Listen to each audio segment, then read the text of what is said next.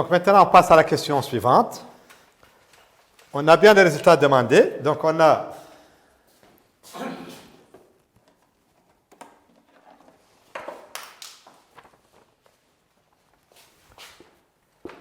d'où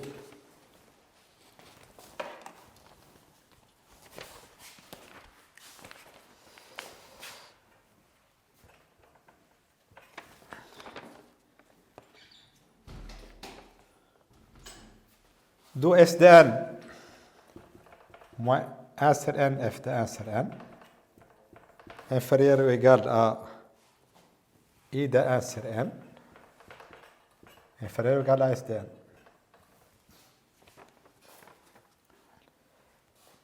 Bon, bien sûr, l'objectif est d'encadrer SDN. On a déjà I de 1 sur n inférieur à SDN. Mais à partir de ce résultat-là, de la première inégalité, on aura SDN est inférieur ou égal à 1 sur n f de 1 sur n plus I de 1 sur n. En conclusion, on aura ce nombre est plus petit que SDN, donc I de 1 sur n inférieur à SDN, qui est lui-même inférieur à 1 sur n, f de 1 sur n, plus I de 1 sur n. C'est ce qu'il fallait démontrer. Bon. En utilisant le résultat 3b, montrer que limite de S de n égale à 3 demi. Ici, on a déjà, remarquons que si n tend vers, si n tend vers l'infini, ici, 1 sur n tend vers 0. Donc en fait, limite, quand n tend vers plus l'infini de I de 1 sur n, inférieur ou égal à limite, quand n tend vers plus l'infini de S de n, inférieur ou égal à limite, quand n tend vers plus l'infini de 1 sur n, f de 1 sur n, plus I de 1 sur n. Mais remarquez une chose, si n tend vers l'infini, 1 sur n tend vers 0, et on a déjà calculé I de lambda quand lambda tend vers 0. Donc il faut remarquer ça. Si n tend vers l'infini, 1 sur n tend vers 0. Donc on a quelque chose du type I de lambda avec lambda tendant vers 0. Et cette limite, déjà, on l'a déjà calculée. Donc cette limite, c'est 3 demi. Inférieur à limite de Sm, quand n tend vers plus l'infini, inférieur ou égal à... Ça, c'est f de 1 sur n et f de n. Donc je vais revoir. Il suffit de montrer que ce nombre-là est égal à 0. D'après les théories de gendarme, on aura limite de Sn égale à 3 demi. Donc ça, c'est égal à limite, quand n tend vers plus l'infini, de 1 sur n, f de 1 sur n, plus 3 demi. Donc pour montrer que limite de Sn égale à 3 demi, il suffit de montrer que la limite de ce résultat-là est égale à 0. Parce que d'après le théorème des gendarmes, on aura la limite de Sn égale à 3 demi. Je rappelle que f de x n'est autre chose que x moins ln de x. Or, f de x égale à x moins ln de x. Donc, 1 sur n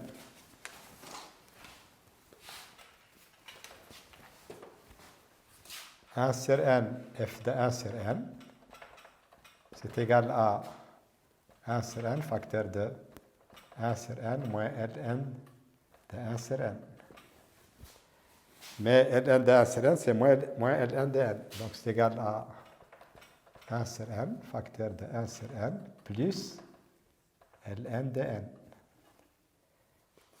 Ici, je développe, j'aurai 1 sur n carré plus ln de n sur n. Donc il est clair que sa limite est égale à 0. 1 sur n carré à l'infini, sa limite c'est 0. Ça, c'est une limite isielle.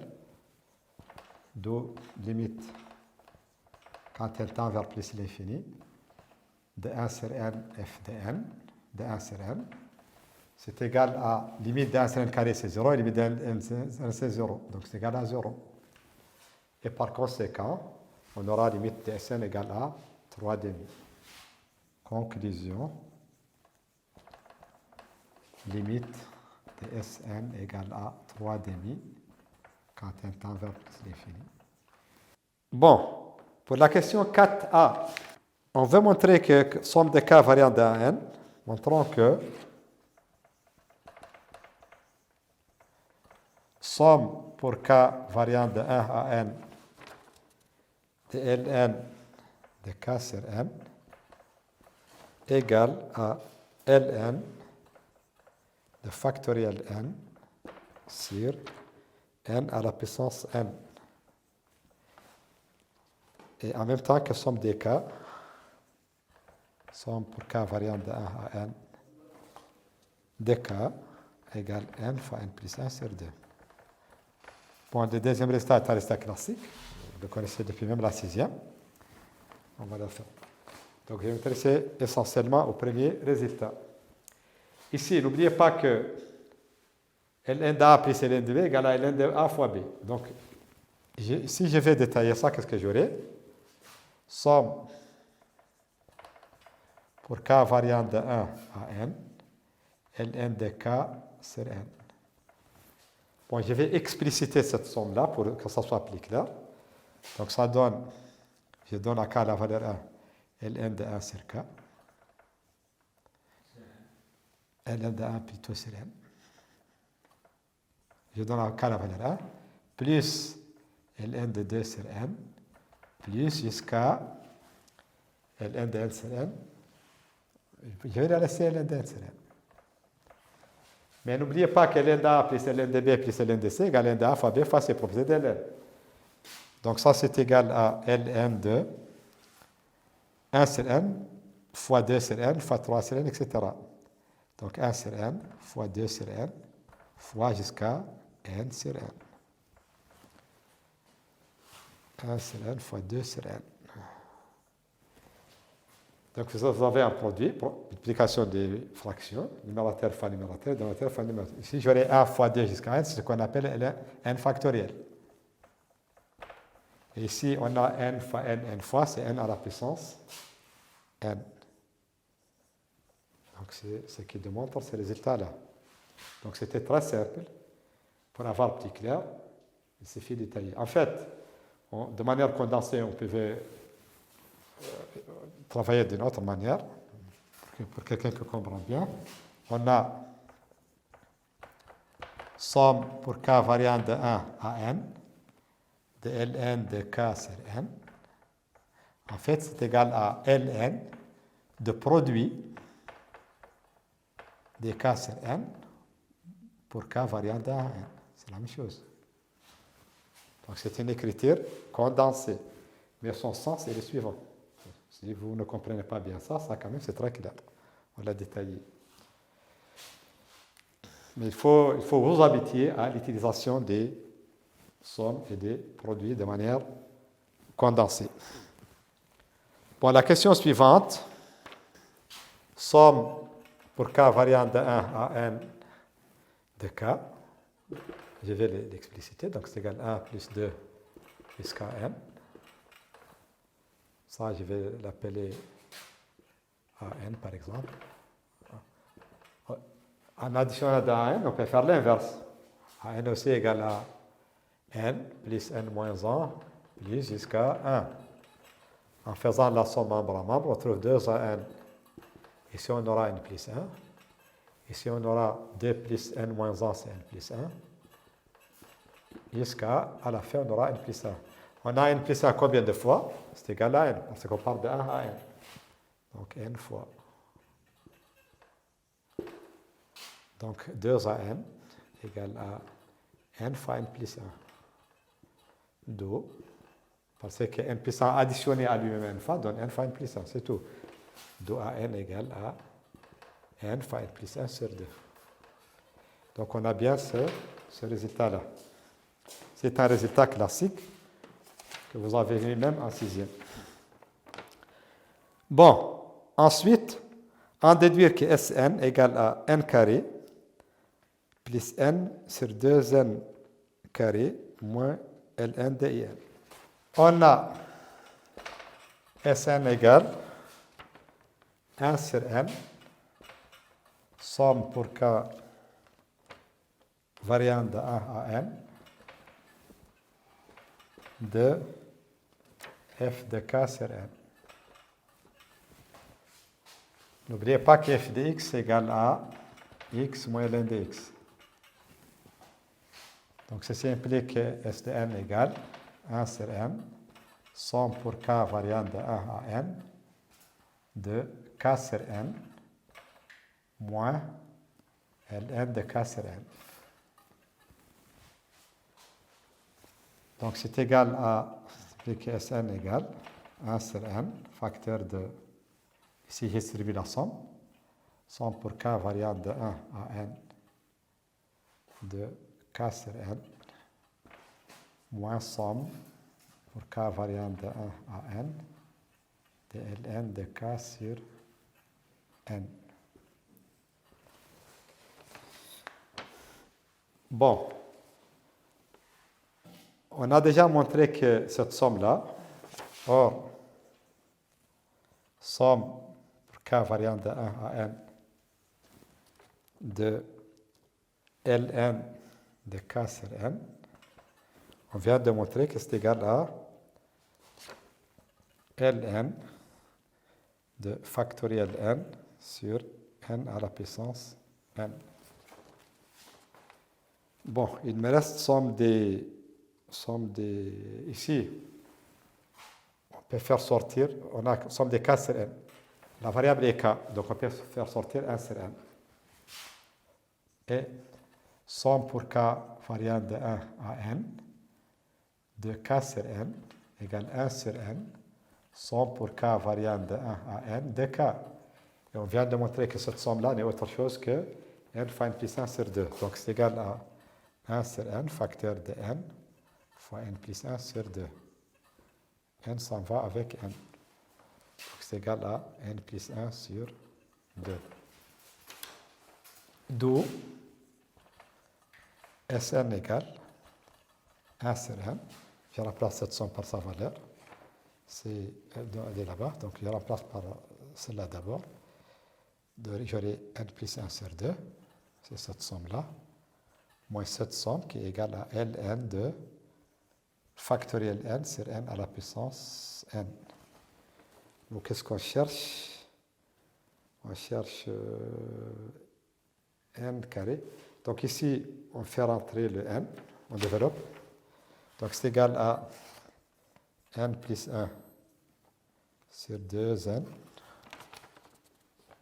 n plus 1 sur 2n, moins 1 sur n, ln de factoriel n sur n à la puissance n. On aura, idn c'est quoi? Bon, ici, il suffit de multiplier, en multipliant par n en haut et en bas, la fraction ne change pas. Donc, c'est égal à n carré plus n sur 2n carré. Ici, on utilise la propriété de ln.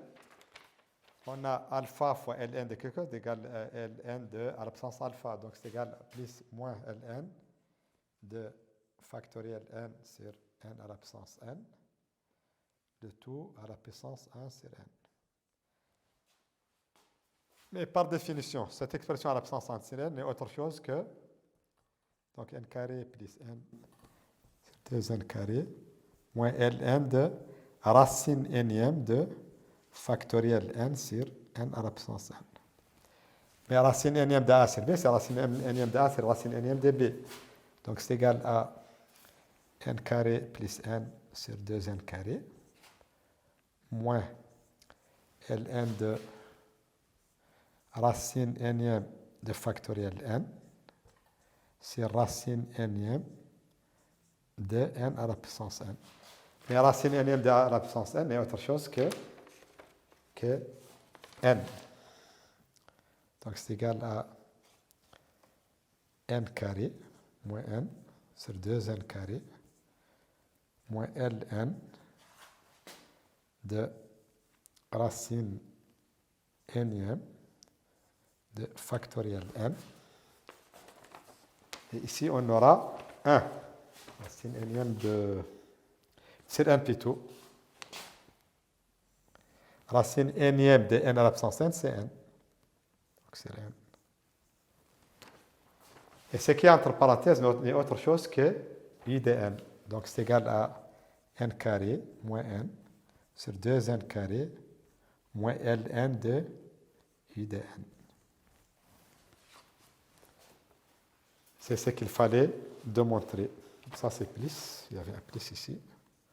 Il y avait un plus ici. Bon, la question suivante. Montrer qu'en déduire de ce qui précède limite de IN. Bon, c'est très simple. On connaît déjà la limite de SN. On sait que la limite de SN est 3,5. On a limite de SN égale 3,5. On l'a déjà calculé. Quand n tend vers plus l'infini. Bon. Ici, par passage à la limite, SN n'est autre chose que... Or, Sn égale à n au carré plus n sur 2n au carré moins ln de in. Donc, par passage à la limite, qu'est-ce qu'on aura? Limite de Sn, c'est 3,5. Ça, c'est une fraction rationnelle. Je prends le monôme du plus haut degré sur le monôme du plus haut degré. Donc, c'est n carré, limite de n carré sur 2n carré, c'est 1,5. Moins limite de in, de log et de ln de in plutôt. Limite de ln de in. Donc, ceci implique que limite de ln de in quand n tend vers plus l'infini égale à 1 demi. Bon, je peux passer de l'autre côté, ça devient 3,5 moins 1,5. 3,5 moins 1,5. Plutôt 1,5 moins 3,5. Égale 1,5 moins 3,5. C'est égal à moins 1. Moins 2,5, donc c'est moins 1. Si limite de ln de n égale à moins 1, ceci implique que limite de in, quand n tend vers plus l'infini, égale à exponentielle de moins 1, c'est-à-dire 1 sur 1. Conclusion, la limite de la suite cherchée est 1 sur E. Ce qui termine cet exercice. Bismillah ar-Rahman ar-Rahim, alhamdulillah rabbil alamin, wa salatu wa salam ala ashraf mursalin. Bienvenue dans cette séance de mathématiques destinée aux élèves préparant le bac C. Je me présente, professeur Mohamed Yahya Mohamed Abdi Jalil, fondateur du projet Vulgarisation des savoirs. Bon, on a cette fonction fn de x qui dépend des paramètres n appartenant à une étoile. Fn de x égale à ln de x sur x à l'absence n pour x strictement positif. On demande le tableau de variation de Fn. Bon, d'abord, on calcule les limites. On a limite quand x tend vers 0 plus de Fn de x égale à limite quand x tend vers 0 plus de ln de x sur x à l'absence n. C'est une limite isielle, donc ça donne 0. Ça donne plutôt moins l'infini. Ça donne moins l'infini. Pourquoi moins l'infini? Parce qu'on a moins l'infini sur 0 plus, ça donne moins l'infini. Limite quand x tend vers 0 plutôt plus l'infini de Fn de x égale à limite quand x tend vers plus l'infini de ln de x sur x à l'absence n. C'est une limite isielle, ça donne 0. F'n de x égale, sous forme d'un rapport, donc c'est dérivée du numérateur 1 sur x fois x à l'absence n, moins dérivée du dénominateur c'est n x puissance n moins 1 fois le numérateur sans dérivation sur x à l'absence n au carré, c'est-à-dire x à l'absence 2n. Ici, on doit prolonger le trait un peu. C'est x à l'absence n fois 1 sur x Donc en fait, ça revient à x à la puissance n moins 1. Donc on peut prendre x à la puissance n moins 1 comme facteur commun. Donc c'est égal à x à la puissance n moins 1, facteur de 1, moins n ln de x sur x à la puissance 2n. Bon, évidemment, ce nombre est positif, donc le signe de f' dépend de celui de 1 moins n ln de x. f'n de x égale 0 implique que 1 moins n ln de x égale 0. C'est-à-dire que moins n ln de x égale à moins 1. Donc ln de x égale à 1 sur n. D'où x égale e à la puissance 1 sur n. Bon, du point de vue signe, c'est très simple. X, 0. Ici, exponentielle 1 sur n, plus l'infini. F'n de x et fn de x. Ça s'annule là. Ça ressemble un peu au polynôme du premier degré, donc ici, c'est plus. Contraire de là, c'est-à-dire plus, ici moins. Donc c'est croissante, décroissante. Elle n'est pas définie en 0. Et la limite en 0, c'est moins l'infini. En plus, l'infini, c'est 0. On doit calculer l'image de exponentielle e à la puissance 1 sur n. E à la puissance 1 sur n. Fn de e à la puissance 1 sur n, c'est égal à ln de e à la puissance n sur e à la puissance 1 sur n à la puissance n. ln de e à la puissance 1 sur n, c'est 1 sur n. Et ici, e à la puissance n, propriété de puissance, ça donne e. Donc c'est égal à 1 sur ne. Donc ici, on a 1 sur ne. C'est le tableau de variation de f. Bon, cette partie est relativement très simple, donc ce n'est pas la peine de se retarder là-dessus. On passe à la question suivante.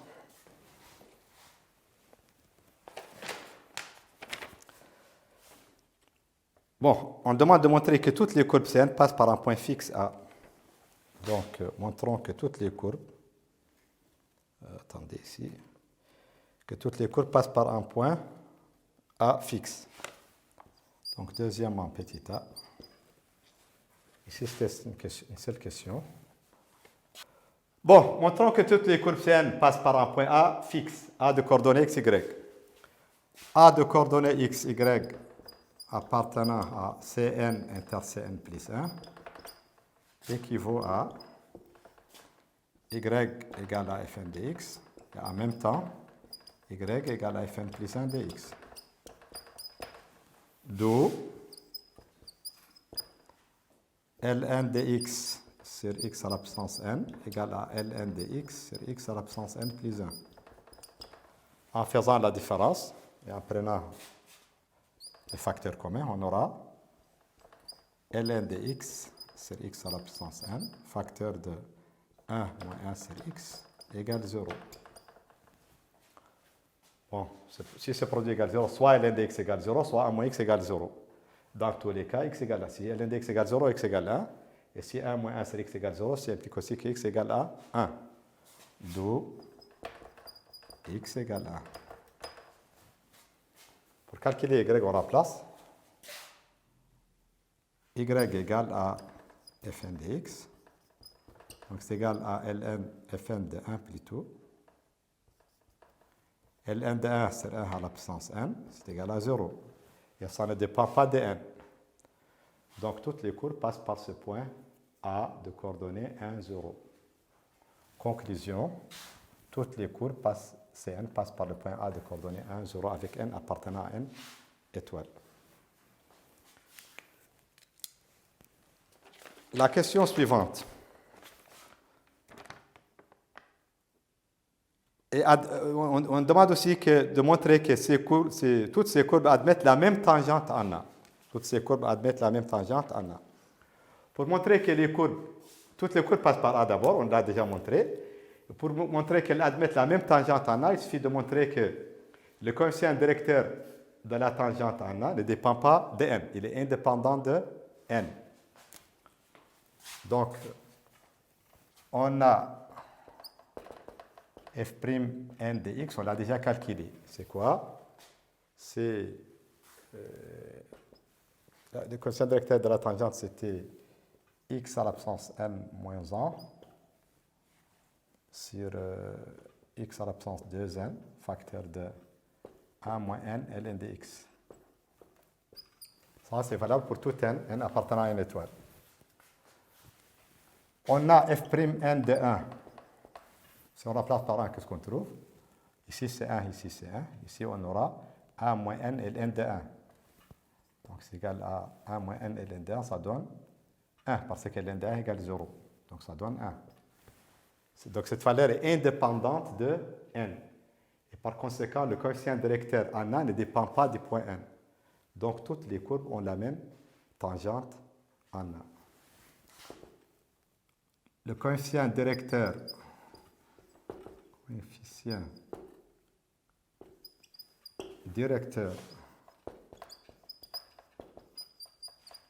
de la tangente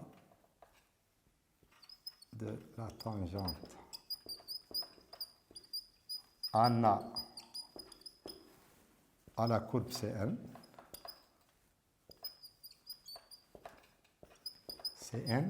est indépendant de n.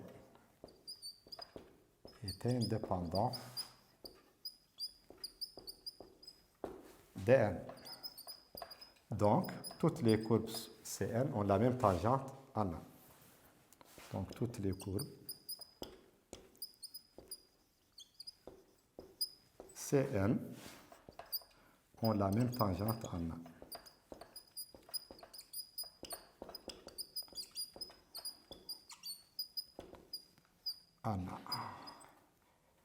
Et on peut préciser cette tangente. On peut donner son équation. Bon, si on l'appelle T, on aura pour équation y égale à f'N de 1, facteur de x moins 1, plus f de 1, fn de 1. Fn de 1 égale 0. Or, fn de 1 égale 0. Et f'N de 1, on vient de montrer que c'est égal à 1. Donc, là, cette tangente commune a pour équation y égale à x moins 1. Ici, j'ai rappelé les propriétés du cours. L'équation de la tangente en A, point. Bon, la question suivante. Soit Mn le point de Cn en lequel la tangente est horizontale. Montrer que tous les points Mn sont situés sur une branche de courbe dont on donnera une équation. Bon. Ici, il y a deux mots-clés. On cherche les points en lesquels la tangente est horizontale. Point où la tangente est horizontale, qu'est-ce que cela signifie? Cela signifie que la dérivée première est nulle. Donc, si x est l'abscisse d'un tel point, on aura f' de x égale à 0. D'après le tableau de variation de Fn, on a le point d'abscisse E à l'absence 1 sur n est un point en lequel la tangente est horizontale. Et ce point a pour image, et plutôt, il a pour abscisse E à l'absence 1 sur n et pour ordonnée 1 sur n, E. On veut montrer que tous ces points sont situés à une certaine courbe. L'idée est la suivante. Donc, montrons que tous les points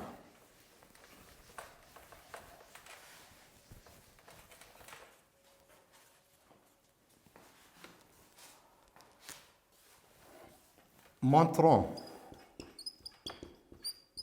tous les points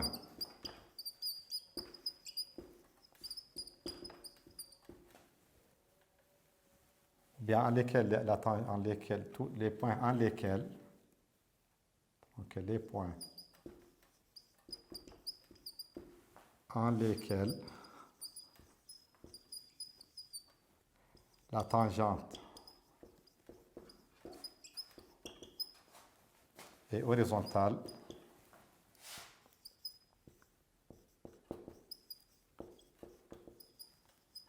sont situés sur une courbe à préciser. Sont situés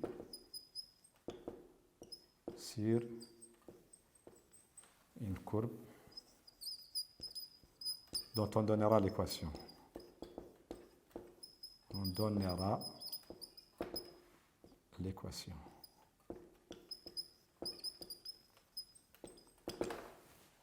Bon, de tel point, d'après le tableau de variation, de tel point, on pourra abscisse E à l'absence 1 sur n et pour ordonner 1 sur n.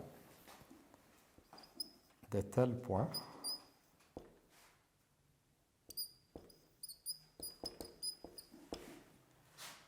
vérifie x égale à E à l'absence 1 sur n et y égale à... Donc ça, ce sont leurs coordonnées, 1 sur n1. Bon, l'idée est la suivante. L'idée est de trouver une relation entre x et y indépendante des paramètres n. C'est exactement comme ce que vous faites, par exemple, en géométrie dans l'espace. Si vous passez d'une équation paramétrique à une équation, un système d'équations paramétriques à un système d'équations cartésiennes. C'est exactement la même idée. L'idée, c'est de trouver une relation indépendante des paramètres. La même démarche aussi, vous la faites en physique pour trouver l'équation cartésienne de la trajectoire. C'est la même idée. Donc ici, d'après le premier résultat, on aura ln de x égale à ln de e à l'absence 1 sur n. Donc c'est égal à 1 sur n. Et en remplaçant ici y 1 sur n par sa valeur, d'où on aura y égale, ça c'est 1 sur n fois 1 sur e. 1 sur n c'est quoi? C'est ln de x. Donc c'est ln de x sur e. Cette équation ne dépend pas de n, elle ne dépend pas des paramètres. C'est l'équation de la courbe sur laquelle sont situés ces différents points. De manière générale, si vous avez un point dont les coordonnées dépendent d'un paramètre, pour trouver l'équation cartésienne d'une droite, plutôt d'une courbe sur laquelle sont situés ces points, il suffit d'éliminer les paramètres. Bon, la question suivante. Bon, pour le tracé de C3, ça ne pose pas de problème. On a le tableau de variation de F3. Vous remplacez n par 3, vous trouvez ce tableau-là. Donc la courbe de la fonction passe par le point A de coordonnées 1, 0. Elle a une tangente horizontale au point d'abscisse à l'absence entière. C'est à peu près ce point-là. On a une asymptote verticale ici, l'axe des Y, et une asymptote horizontale, l'axe des X. Donc le tracé, l'allure d'un courbe est appelé comme ça.